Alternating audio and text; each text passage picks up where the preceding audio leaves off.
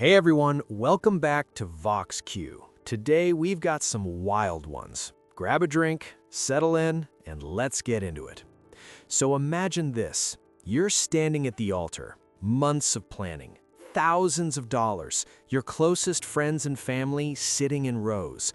The music hits, the doors open, and just as the room settles into that quiet, emotional anticipation, your sister clears her throat and says, "Actually, before we start, we have some exciting news too." Yeah, that's the energy we're dealing with today. This first one comes from r/am I the asshole, and it is about boundaries, or more accurately, what happens when someone decides your once-in-a-lifetime moment is a convenient stage for their own spotlight. The OP is a 29-year-old bride. She's been planning her wedding for over a year. She describes herself as not particularly flashy. She didn't want a massive production, but she did want one day that was about her and her fiancé. Her sister, 32, has always been competitive. Not openly hostile, not cartoon villain energy, but the subtle kind. The, "Oh, that dress is brave" type of compliments. The, "I remember when I got engaged, it was such a whirlwind" kind of redirects. You know the archetype. A few months before the wedding, the sister and her husband reveal they're trying for a baby. Everyone's excited, OP included. No tension there.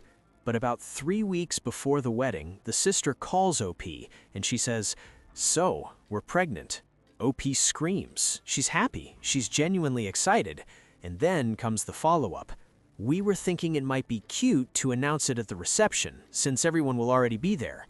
Pause. This is where your stomach drops.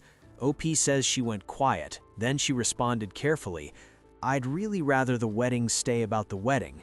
Her sister laughs. "It's not like I'd wear white." "That's not the point." OP tries again. "I just want one day that isn't shared." And this is where it shifts. The sister says, "You're being dramatic. It would make the day even more special. It's not like I'm stealing anything." That line, "I'm not stealing anything," that's where we get our first reaction spike. Because when someone says they're not stealing your spotlight, it usually means they are very aware that they are. OP stands firm. She says no, not during the ceremony, not during the reception. If you want to tell close relatives quietly beforehand, fine, but no public announcement. Her sister gets cold. "Wow, okay, didn't realize you were that insecure." And there it is, classic reframing.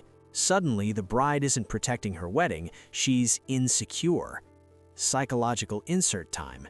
This is attention hijacking behavior. It thrives on plausible deniability. The person frames it as additive. This will make it better, so if you object, you look selfish. But the underlying dynamic is competition. It's a resource grab. Emotional oxygen in a room is finite. Big events magnify that. In weddings are symbolic territory. OP holds her boundary. The weeks pass. Things feel tense but stable. Fast forward to the wedding day. Ceremony goes beautifully. No interruptions, no weird comments. OP starts to relax. Reception starts. Speeches begin. Best man kills it. Maid of honor makes everyone cry. Then sister asks for the mic. Unscheduled. OP says she felt her pulse spike instantly. She whispers, "What are you doing?" Sister smiles. "Relax." Never trust someone who says relax while holding a microphone. She taps the glass. "Before we wrap up, we just wanted to share something exciting." The room goes quiet. OP stands up. And this is huge. She walks over and says calmly but clearly, "No, not today," in front of everyone. There's an audible ripple. Sister freezes. "Seriously?" OP replies, "Yes, we talked about this." The room is now fully aware something is happening. Sister rolls her eyes and hands the mic back like she's been publicly humiliated. But here's the thing. She humiliated herself. Reception energy shifts. Some guests look confused. Others whisper. Sister and her husband leave early. And here comes phase 2 escalation. The next morning, OP wakes up to messages. "Mom, you could have handled that more privately." "Aunt, it would have been such a joyful moment." Sister posts on social media, "Some people can't handle sharing happiness."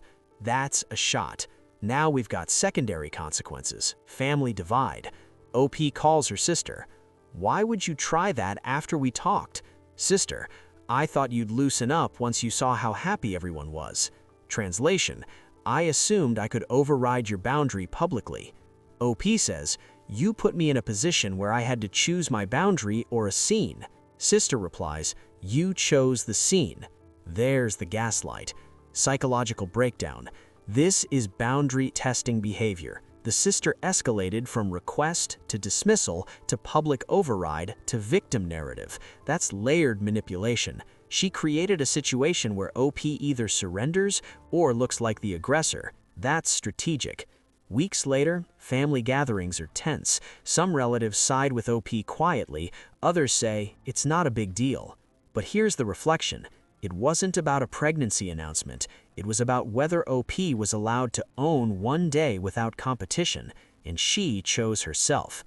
Now, if you thought that was messy, this next one is a different kind of chaos. This one comes from r/relationships.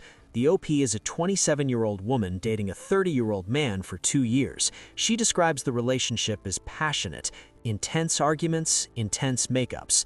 That word intense is a flag. One night, they have a blowout fight over something small, dishes. It escalates fast. She says, "Why do you always twist what I say?" He responds, "Because you never listen." Voices raised, doors slammed, typical unhealthy spiral. They cool off, or so she thinks. A week later, they're at his friend's house, casual hangout. One of his friends says, "So you guys always fight like that?" OP freezes. "Like what?" The friend hesitates. "Like from the recording." That's the moment. OP turns to her boyfriend. "What recording?" Silence. He laughs awkwardly. "Oh, come on, it's not a big deal." He had recorded their arguments multiple times without her knowing and played them for his friends. Reaction spike. That is not normal. OP confronts him in the car.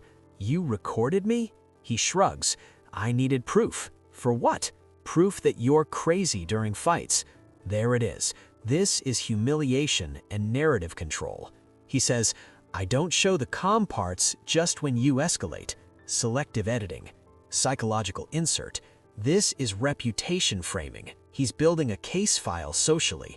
If they break up, he has preceded the narrative. She's unstable. That's preemptive image management.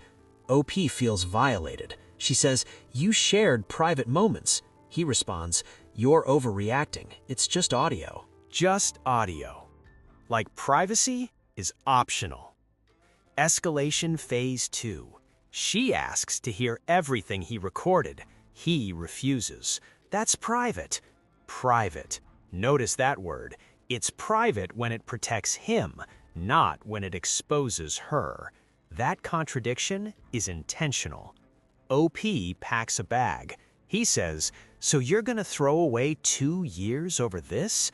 She replies, "You threw it away when you hit record." That line? That's power reclaimed. Aftermath. She posts in the friend group chat. "For clarity, I was recorded without consent during private arguments. I was unaware these were shared." Now he's exposed.